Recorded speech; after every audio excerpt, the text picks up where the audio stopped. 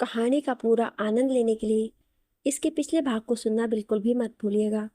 उसका प्लेलिस्ट का लिंक मैं आपको डिस्क्रिप्शन बॉक्स पर दे दूंगी और साथ में कमेंट बॉक्स में पिन भी कर दूंगी, तो आप वहां से भी जाकर सुन सकते हैं। दक्ष ने उसके बालों और आंखों से आंसू को साफ किया और उसके कपड़े को ठीक कर माथे को एक बार फिर से चूमते बोला, take care wifey, because I don't like your tears in your eyes. ये सुनते ही आरोही ने अपनी पलकें झुका दी और तुरंत कार से बाहर निकल गई। वो जल्दी जल्दी चलते हुए अपने ऑफिस में गई, जहाँ की अब काम खत्म ही होने वाला था। वो जैसे ही ऑफिस में पहुंची, सामने का नज़ारा देखकर हैरान रह गई।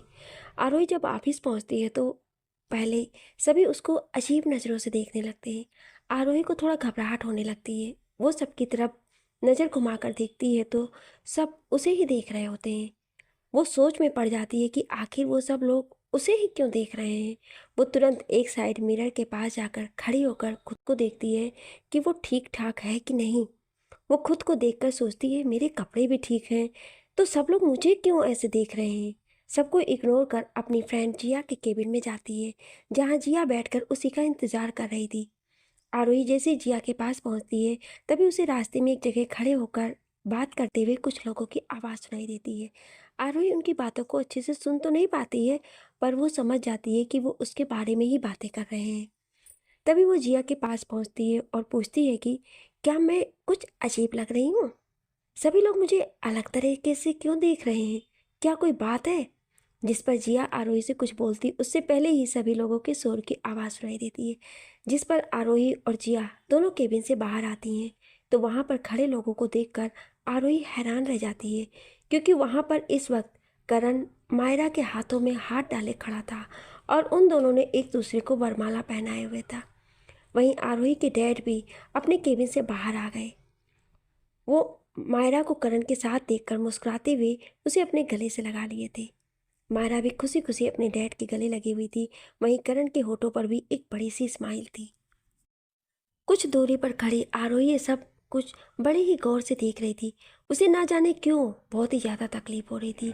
वो अपने डैड को इस तरह से खुश देखकर यही सोच रही थी कि उन्होंने एक बार भी ये नहीं बोला कि मायरा तुमने ये गलत किया है। उल्टा वो तो खुशी खुशी उसे अपने गले से लगा रहे हैं। वो समझ जाती है कि उसके डैड ने उसे कभी अपना माना ही नहीं था। उसके डैड के लिए आरोही कोई मायने ही नहीं रखती। शायद उनके लिए मायरा ही सब कुछ है। आरोही यही सब अपने मन ही मन सोच रही थी। जहाँ आरोही खुद को कंट्रोल किए हुए एक साइड खड़ी थी, वहीं मायरा अपने पापा के गले लगे हुए तिरछी निगाहों से आरोही की तरफ देखकर स्माइल कर रही थी, जैसे मानो वो उसे चिढ़ा रही हो। आरोही को मायरा की यह हरकत देखकर उस पर बहुत गुस्सा आ रहा था।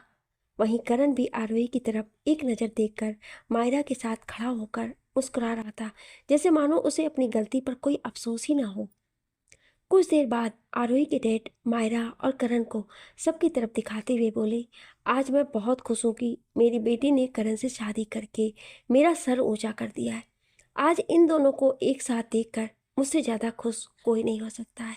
ये सब बोलते हुए उनकी नज़र अचानक आरोही पर जाती है तो वो चुप हो जाते हैं।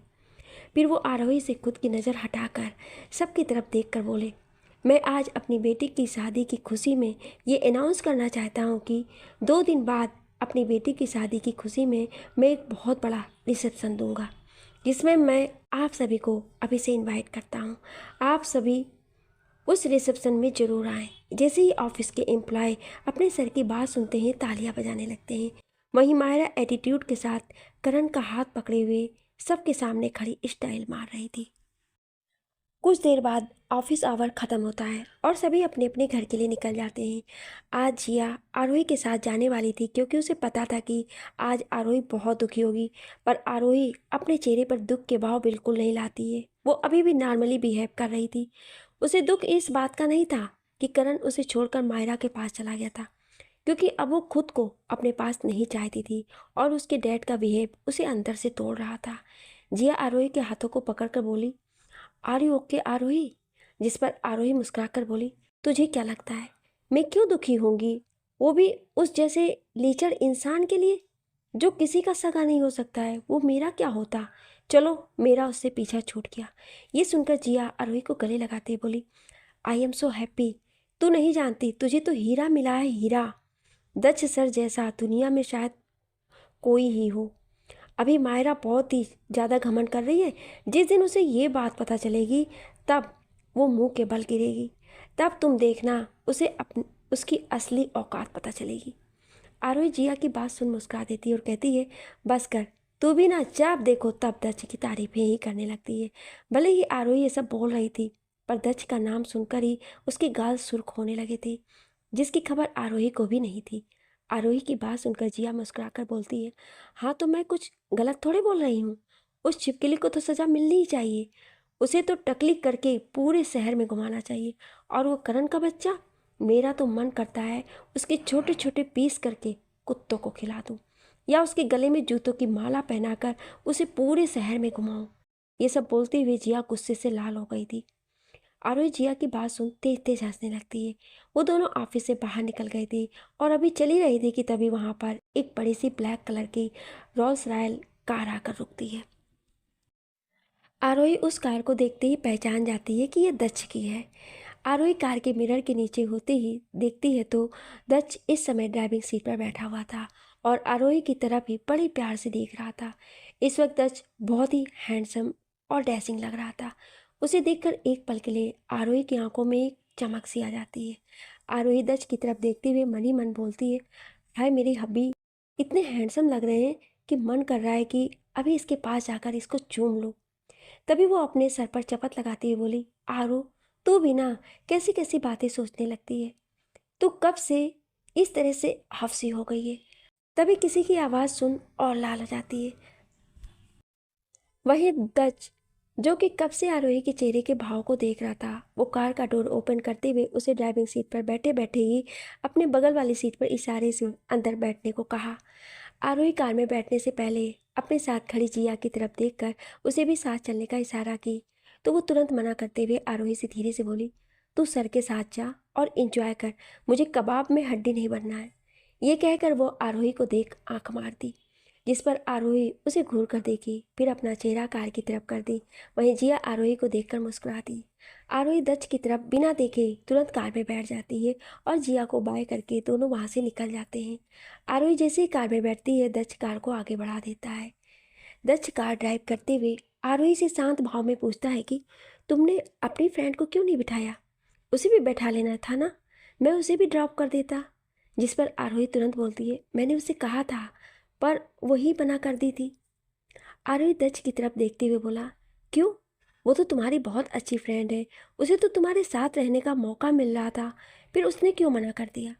जिस पर आरोही फ्लो फ्लो में बोल गई कि उसका ये कहना था कि वो कबाब में हड्डी नहीं बनना चाहती। ये बोलते ही आरोही तुरंत अपनी जीभ को दांतों तले दबा लिया।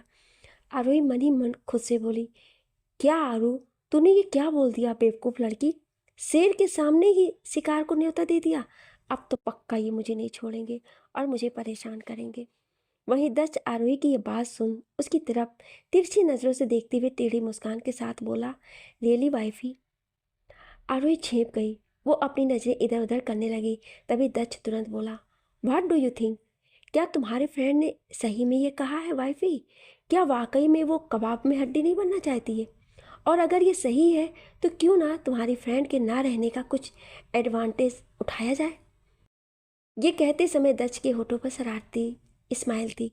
दक्ष की ये बात सुन आरोही जल्दी से दक्ष के चिन को पकड़कर सामने की तरफ दिखाते हुए बोली, कॉन्सनट्रेट योर ड्राइव, मुझे घर जाना है ना कि हॉस्पिटल, समझे डियर हस्बैंड? ये सुनते ही दक्ष के चेहरे पर एक दिलकश स्माइल नजर आने लगी। उसे मन ही मन बहुत खुशी हो रही थी। जब जब वो आरोही के मुंह से खुद के लिए डियर हस्बैंड सुनता था तो उसके मन में हजारों बटरफ्लाई उड़ने लगते थे और वो एक अलग ही दुनिया में पहुंच जाता था। वहीं आरोही दत्त को डियर हस्बैंड बोलकर शर्म से अपनी नज़रें इधर उधर घुमा रही थी और उसका गाल भी शर्म से लाल होने लगा था। वो जल्दी से माहौल को ठीक करने के लिए बोली, हम कहाँ जा रहे हैं? जिस पर दत्त उसी तरह मुस्कुराते हुए बोला, what do you think wifey? तुम्हें क्या लगता है हम कहाँ जा रहे हैं?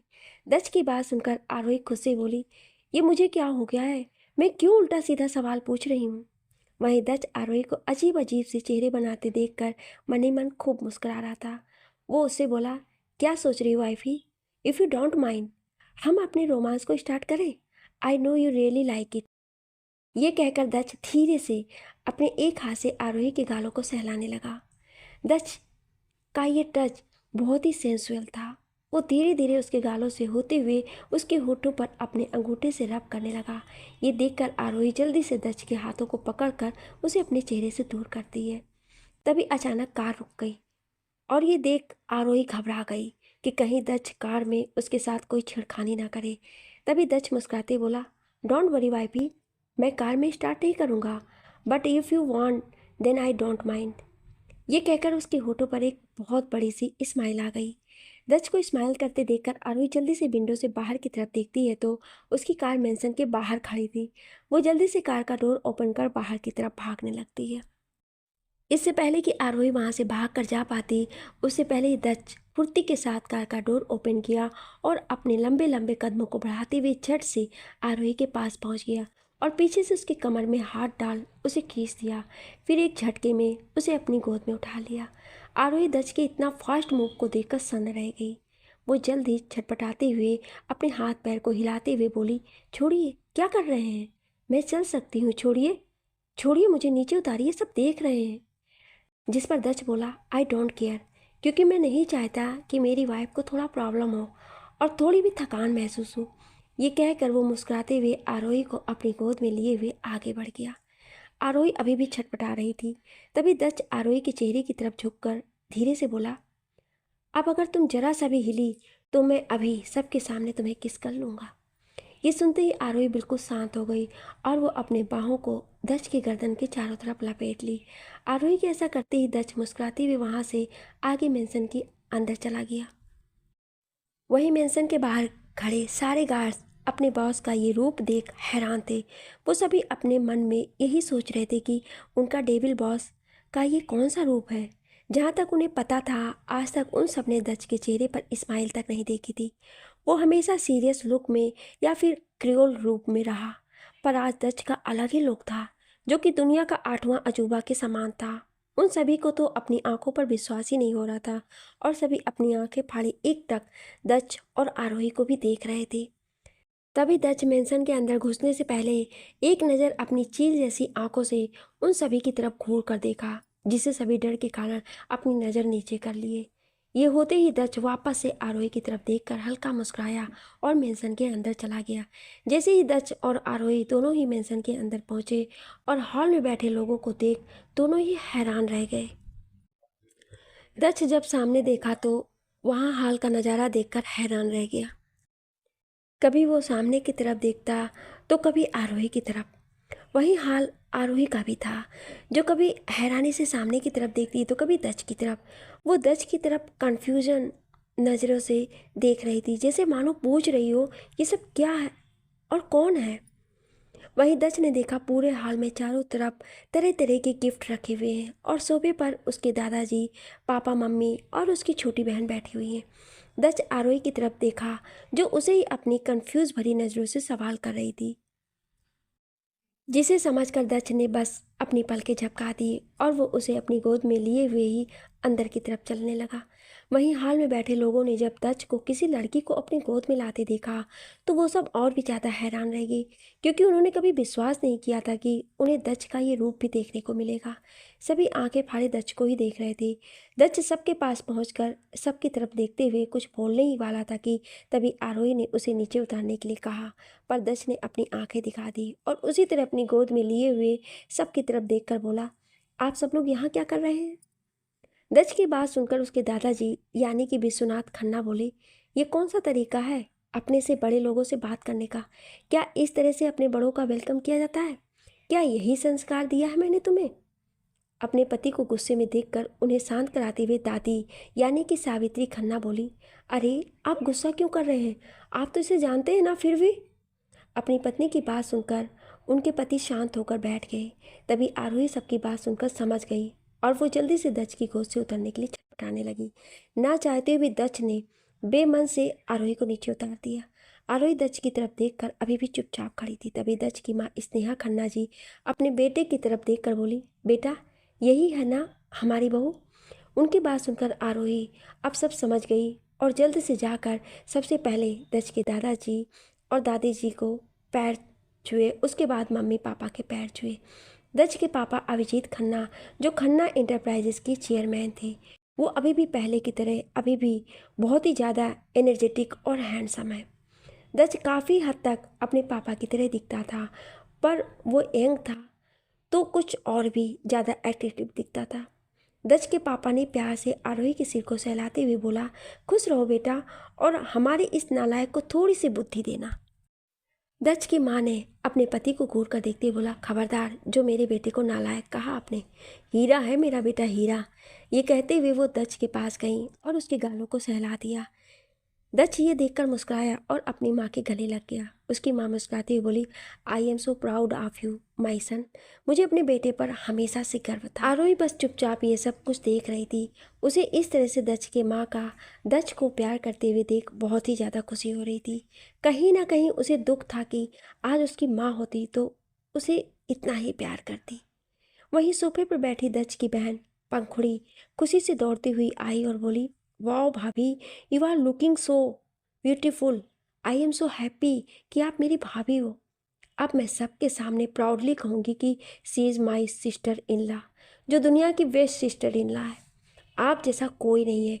You are so charming and cute. वहीं दच कब से लगातार अपनी छोटी बहन की बक बक सुन रहा था। वो उसके सिर पर टपली मारकर बोला, अब तू बस कर, बहुत बोल ली, छोड़ मेरी वाइफ ही को। कब से उसके पीछे पड़ी हुई है, नज़र मत लगा देना तू मेरी वाइफ को। वहीं आरोही दच की छोटी बहन से मिलकर बहुत खुश हुई, क्योंकि वो बिल्कुल बच्चों जैसी थी। भले ही वो उम्र से 20 साल की थी, पर उसके अंदर अभी बहुत बचपना था। कुछ देर बाद दच कुछ सोचते हुए सबको देखकर बोला, आप सब लोगों को किसने बताया कि मैंने शादी कर ली है?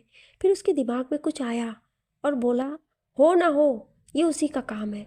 इस वक्त वो अपने खास दोस्त के बारे में सोच रहा था, जिससे दच अपनी सारी बातें शेयर करता था। दच ने सोचा कि उसने तो उसे ये भी बता रखा था कि वो आरोही से पहले से ही प्यार करता है और उसने उसी से शादी कर लिया है। वो मन ही मन उसे कोसते हुए बोला, एक बार साले कमीने, तू आजा, फिर मैं तुझे बताता हूँ। दच अपनी माँ की आवाज़ सुन अपने ख्यालों से बाहर आया। उसकी माँ दच की तरफ देखकर बोली, आई एम सो हैप्पी दच, तुम्हें शायद पता भी नहीं है कि इस दिन का मैंने कितने सालों से इंतज़ार कर रही थी। ये बोलते बोलते वो थोड़ी भावुक हो गई। दच अपनी माँ को भावुक होते देख उनके पास गया और उन्हें गले से लगाते हुए बोला, mom don't cry, I hate tears. दच की ये बात सुन उसकी माँ मुस्कुरा दी और उसके सिर पर चपत लगाते हुए बोली, चल चल, अब मुझसे ये बात ना, मुझसे नहीं, अपनी वाइफ से बोलना। खबरदार उसकी आंखों में एक भी आंसू आए तो मैं तुझे नहीं छोड़ूंगी। ये सुनकर दच का मुंह बन गया और मुंह बनाते ही बोला, माँ आप ये क्या कह रही हैं? मैं ही आपके लिए सब कुछ हूँ और अब आप अपनी बहू की साइड लेने लगी। This is not fair mom. उसकी बात सुनकर स्नेहा जी बोली, वो तो तू है ही है मेरा सबसे फेवरेट बेटा, पर मेरी बहू सबसे बेस्ट है। ये कहकर वो अपने बगल में बैठी आरोही के माथे को प्यार से चूम ली। आरोही दच की माँ से अपने लिए इतना प्यार देखकर और प्यार पाकर आरोही की आंखें नम हो गईं। जैसे दच ने आरोही के नम आंखों को देखा तो वो आंखों से ऐसे इशारा किया जैसे कह रहा हो, don't cry baby, I don't like tears. Aarohi इसके इशारे को समझकर हल्का सा मुस्कुरा दी। फिर कुछ देर बाद सभी जाकर डिनर टेबल पर बैठ गए और सब एक साथ डिनर करने लगे। उसी समय अचानक ही किसी की तेज़ आवाज़ आई। लगता है सब मुझे भूल ही गए, इसलिए डिनर करने लग गए। उस आवाज़ को सुनते ही सभी मुस्कुराते हुए सामने की तरफ देखे। वहीं दच उसकी तरफ देखकर अपनी भवें सिकोड़ लिया और अपनी आंखें छोटी करके घूरने लगा।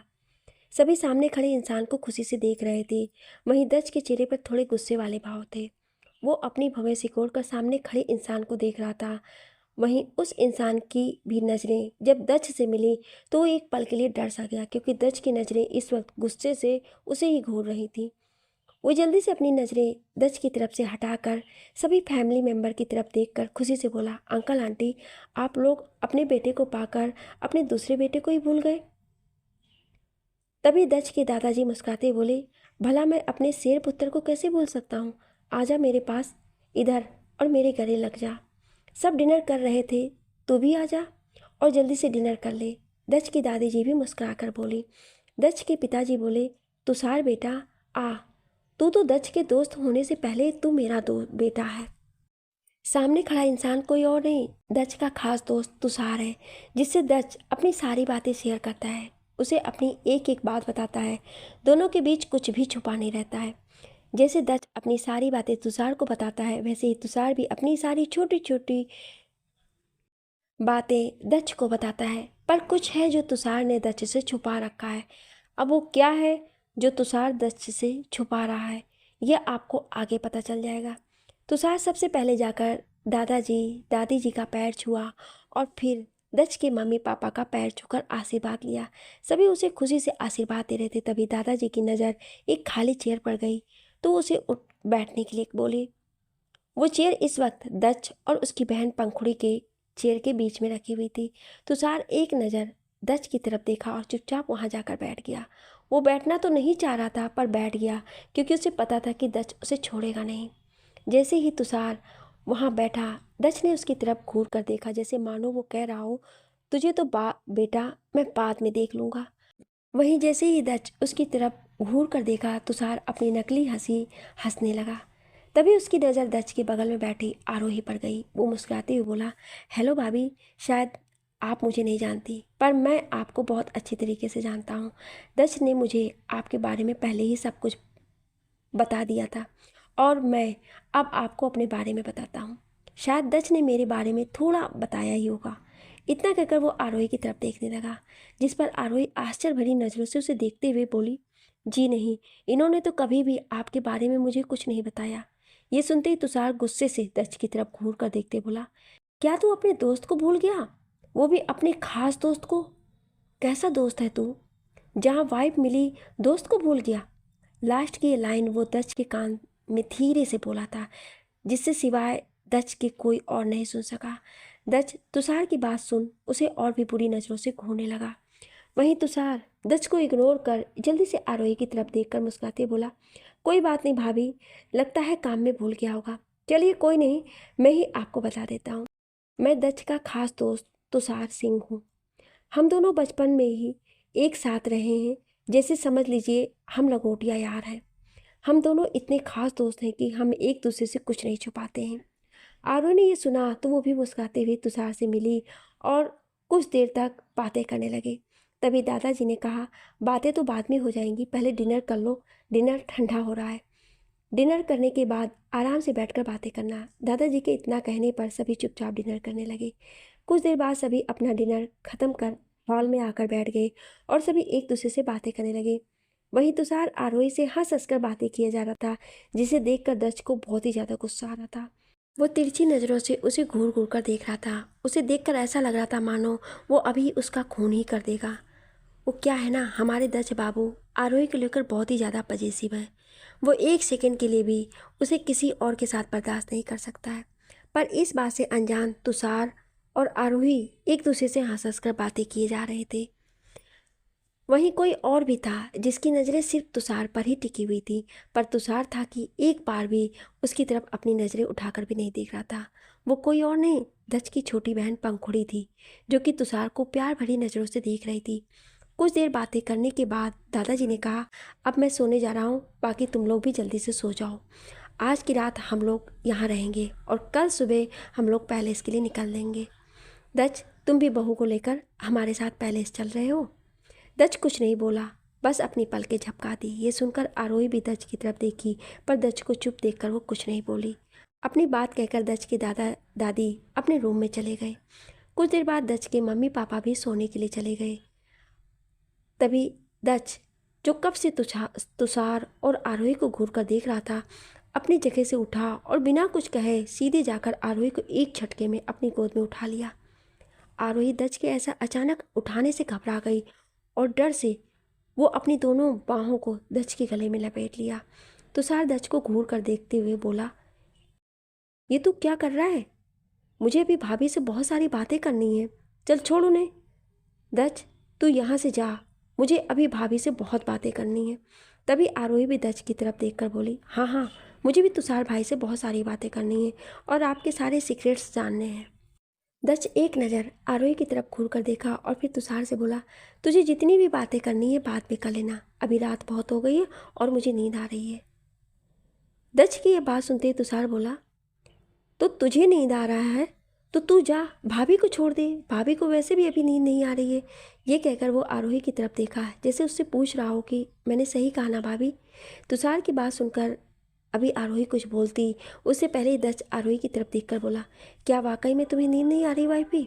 आरोही हाँ बोलने वाली थी, पर दच को खुद की तरफ घूरता देख वो ना में सिर को हिलाते हिलाते हाँ में सिर को हिलाते हुए बोली, नहीं नहीं, मुझे भी नींद आ रही है।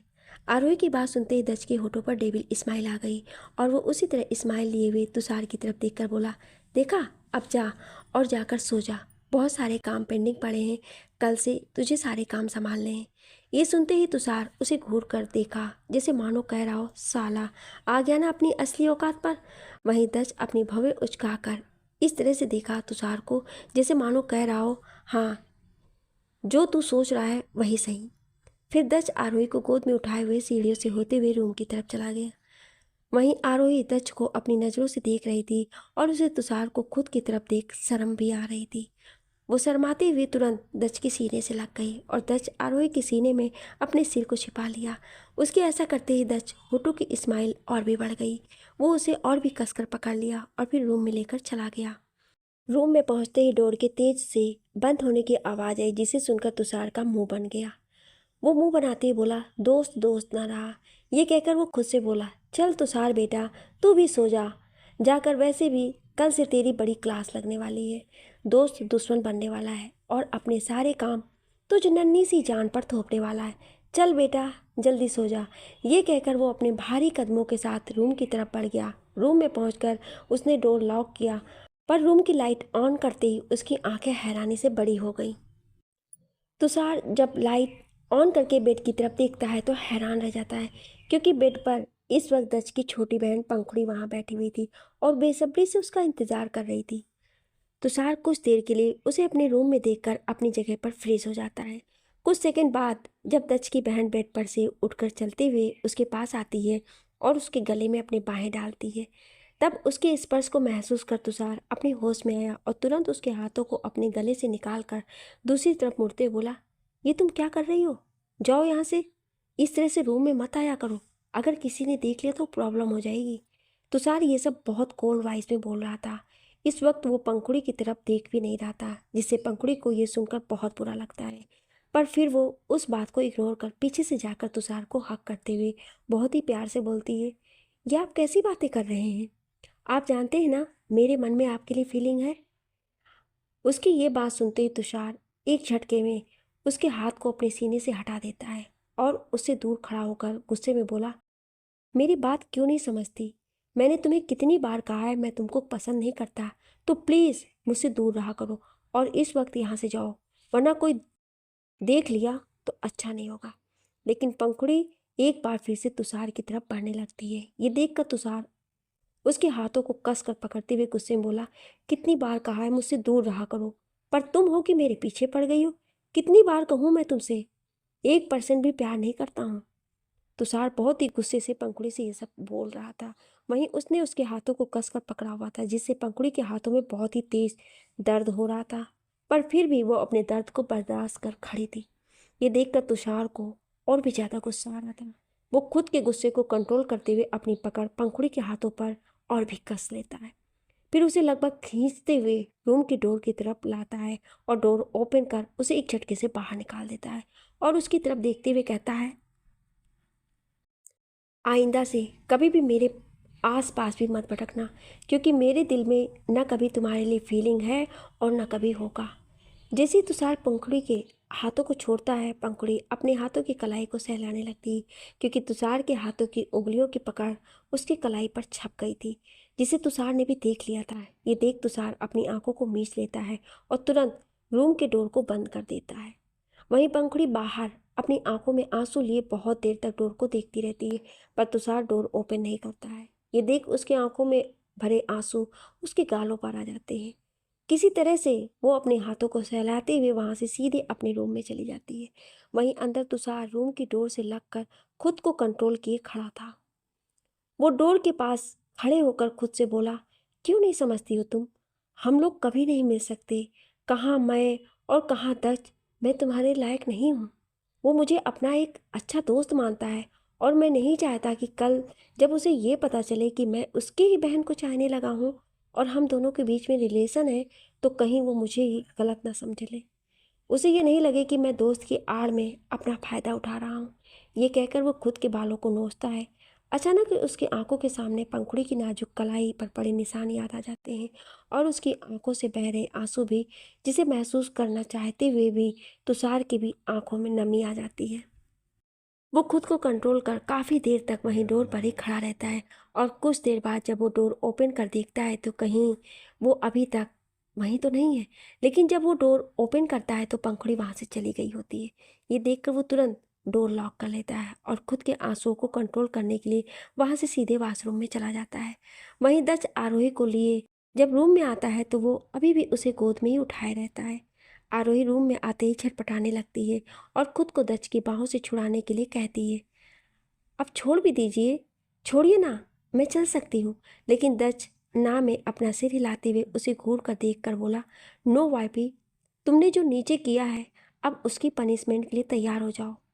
आरोही दच की बात सुन कंफ्यूज भरी नज़रों से उसकी तरफ देखती है, जैसे मानो सोच रही हो आखिर मैंने ऐसा क्या किया जो ये ऐसा बोल रहे हैं। वहीं दच अपने होठों पर डेविल स्माइल लिए उसे अपनी गोद में लेकर बेड की तरफ जाता है और उसे बेड पर धक्का देकर तुरंत एक झटके में उसके ऊपर आ जाता है। और ये सब इतना फास्ट होता है कि आरोही को संभलने का मौका ही नहीं मिलता है। पर जैसे ही आरोही दच को खुद के ऊपर देखती है तो उसकी बड़ी बड़ी आंखें और भी बड़ी हो जाती हैं। वो अपनी आंखों को बड़ी किए हुए गोल गोल करते हुए बोली, ये आप क्या कर रहे हैं, चलिए हटिए, दूर होइए। लेकिन दच मुस्कुराते हुए उसके और करीब जाने लगता है।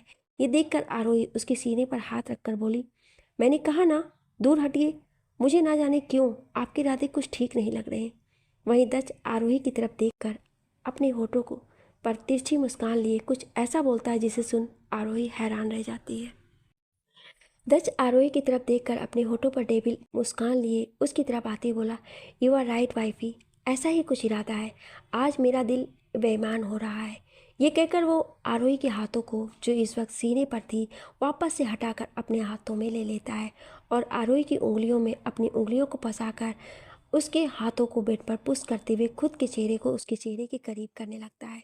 वहीं आरोही थोड़ी घबराहट के साथ वो अपनी आंखों को बड़ी किए हुए गोल गोल करते हुए बोली, ये आप ठीक नहीं कर रहे हैं, चलिए हटिए, दूर होइए मुझसे। लेकिन दच मुस्कुराते हुए उसके और करीब जाने लगता है। ये देखकर आरोही अपने एक हाथ को दच से पकड़कर छुड़ाकर उसे दच के सीने पर हाथ रखकर बोली, मैंने कहा ना, दूर हटिए, मुझे ना जाने क्यों कुछ अजीब सा लग रहा है। ये सब बोलते हुए वो बार बार अपनी नज़रों को इधर उधर कर रही थी। ये देखकर दश की होठों पर एक तिरछी मुस्कान आ जाती है और उसी मुस्कान को लिए हुए वो झुककर आरोही के सॉफ्ट होठों को अपने होठों में ले लेता है। ये होते ही आरोही कुछ पल के लिए फ्रीज हो जाती है, पर कुछ सेकंड बाद वो भी उस किस में मदहोश होकर उसका साथ देने लगती है। कुछ ही देर में दोनों ही एक दूसरे के होठों को बेतहाशा चूमने लगे थे, जैसे मानो किसी प्यासे को पानी मिल गया हो। करीब 20 मिनट तक एक दूसरे के होठों को चूमने के बाद जब आरोही को सांस लेने में प्रॉब्लम होने लगती है तब दच धीरे से उसके होठों को छोड़ अपने होठ उसके गले और कंधे पर फिराने लगता है। वहीं आरोही के शरीर में मधोसी सी दौड़ जाती है, उसकी आंखें बंद हो जाती हैं और उसके हाथ ना जाने कब दच के बालों में चले जाते हैं। इस बात का उसे होश ही नहीं रहता है।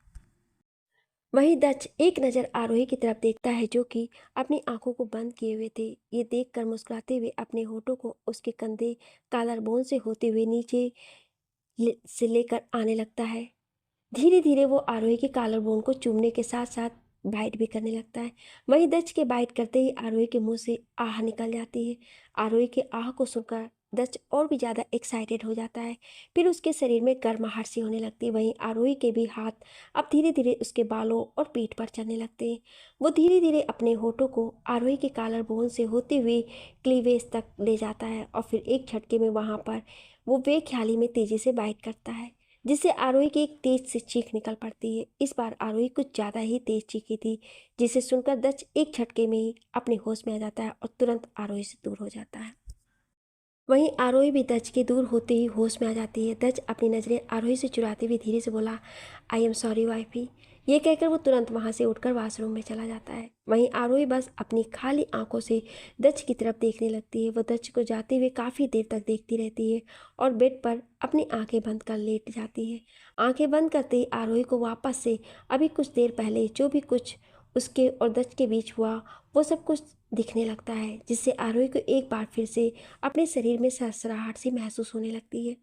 वो अपने मन ही मन में बोली, ये मुझे क्या हो गया था? आज क्यों मैं खुद को रोक नहीं पा रही थी? क्यों मुझे दच का अपने करीब आना बहुत अच्छा लग रहा था? उसके करीब रहना मुझे एक सुकून सा दे जाता है। कुछ ऐसा लगता है जैसे मुझे आज तक कभी नहीं लगा। करण के साथ तो कभी भी नहीं। ये सब सोचते हुए कब उसकी आंखें लग जाती हैं, उसे पता ही नहीं चलता है। वहीं दच वॉशरूम में जाकर शावर ऑन करके उसके नीचे खड़ा हो जाता है और अपने शरीर की गर्माहट को कम करने की कोशिश करने लगता है। उसे भी खुद पर गुस्सा आ रहा था कि आखिर कैसे वो आरोही के इतने करीब जा सकता है, और वो भी बिना परमिशन के। करीब आधे घंटे बाद वो शावर ऑफ कर सिर्फ एक ट्राउज़र पहनकर वॉशरूम से बाहर आता है। जब वो वॉशरूम से बाहर आया तो उसकी नज़र बेड पर गई, जहाँ पर आरोही अब तक गहरी नींद में सो गई थी। दच उसके करीब गया और बेड के पास बैठकर उससे छोटे से खूबसूरत चेहरे को निहारने लगा। वो आरोही को निहारते हुए हल्का सा मुस्कुराकर बोला, you are so innocent wifey, but why are you so innocent? You are wife of the famous business tycoon दच Khanna. You are a Mrs दच खन्ना, तो तुम्हें स्ट्रांग बनना होगा वाइफी। दच आगे कहता है, मैं तुम्हें इस तरह कमज़ोर कभी नहीं बनने दे सकता। तुम्हें इतना स्ट्रांग बनना होगा कि कल को अगर दच खन्ना भी ना रहे तो तुम उसकी जगह ले सको। ये कहकर वो धीरे से झुककर आरोही के माथे को चूम लिया और फिर अपना मोबाइल उठाकर बालकनी की तरफ चला गया। बालकनी में जाकर वो अपने मोबाइल से किसी को कॉल किया। कुछ रिंग बाद दूसरी तरफ से कॉल पिक हुआ तो दच ने अपने कोल्ड वॉइस में बोला, काम हो गया। दूसरी तरफ से कुछ कहा गया जिसे सुनकर दच के होठों पर एक तिरछी मुस्कान आ गई और उसने तुरंत कॉल कट कर दिया। फिर वो उसी तरह आसमान की तरफ देखती हुई तिरछी मुस्कान के साथ काउंटिंग करने लगा, 1 2 3 बूम। वहीं दूसरी तरफ जहां आज मायरा बहुत खुश थी, वो आज इसलिए खुश थी कि उसने करण को पूरी तरह से अपना बना लिया है। वो उसके घर पर पहुंच गई थी। अभी तक करण ने उसे अपने माँ बाप से नहीं मिलवाया था। वो उसे लेकर अपने विला पर आ गया था। वो ये सब होते हुए काफ़ी एक्साइटेड थी। उससे एक्साइटमेंट इस बात की थी कि आज उसकी वेडिंग नाइट है। हालांकि उन दोनों के बीच कई बार रिलेशन बन चुका है और उसी का नतीजा है उसके पेट में पल रहा बच्चा, पर आज उसकी रात उसके लिए कुछ अलग ही थी। वो एक्साइटेड होकर पूरे रूम को डेकोरेट करवा रही थी। वहीं करण अभी बाथरूम में था और शावर ले रहा था। शायद वो भी आज की रात के लिए काफ़ी एक्साइटेड था। कुछ देर बाद करण बाहर आया। उसने इस वक्त एक सिंपल टी शर्ट और ट्राउज़र पहना हुआ था। जैसे ही उसकी नज़र सामने खड़ी मायरा पर गई तो उस पर थम सी गई। इस वक्त उसने ब्लैक कलर की शॉर्ट नाइटी पहनी हुई थी जो कि काफ़ी ट्रांसपेरेंट था। उसमें से उसके बॉडी फिगर काफ़ी अच्छे से विजिबल हो रहे थे। मायरा इस तरह के कपड़े पहनकर हमेशा से करण को अपनी तरफ अट्रैक्ट करती थी और आज भी उसका जादू करण पर चल रहा था। करण भी उसको देखकर मन ही मन खुश हुआ और एक्साइटेड होकर उसकी तरफ बढ़ने लगा। कुछ ही सेकंड बाद वो मायरा के करीब पहुंचकर उसकी कमर में हाथ डाल एक झटके में उसे अपनी तरफ खींच लिया। वहीं मायरा भी मुस्कुराते हुए बोली, what happen baby, do you like it? वहीं करण मायरा की इस मदहोश कर देने वाली आवाज़ को सुनकर उसी तरह उसके गालों पर अपनी उंगलियां फिराते बोला, यस आई वॉन्ट इट। ये कहकर वो तिरछी मुस्कान दिया और कुछ देर में दोनों एक दूसरे के होठों को बेतहासा चूमने लगे। काफ़ी देर तक चूमने के बाद करण मायरा को अपनी गोद में उठाया और बेड की तरफ चला गया। वो बेड पर मायरा को लिटाकर खुद भी उसके ऊपर आ गया। थोड़ी देर में दोनों एक दूसरे की बाहों में एक दूसरे के शरीर को चूम रहे थे और दोनों के कपड़े फर्श पर बिखरे हुए थे।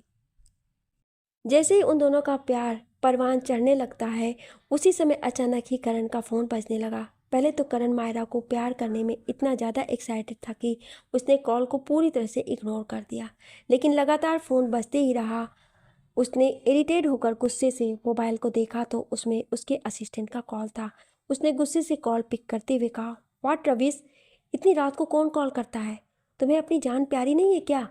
ये सुनते ही दूसरी तरफ से कुछ कहा गया जिसे सुनते ही करण के चेहरे की हवाइयाँ उड़ गईं। आई होप आप सभी को मेरी ये न्यू स्टोरी पसंद आ रही होगी। तो आप सब स्टोरी को सुन करके अपना बहुत सारा प्यार और सपोर्ट दें। Thank you.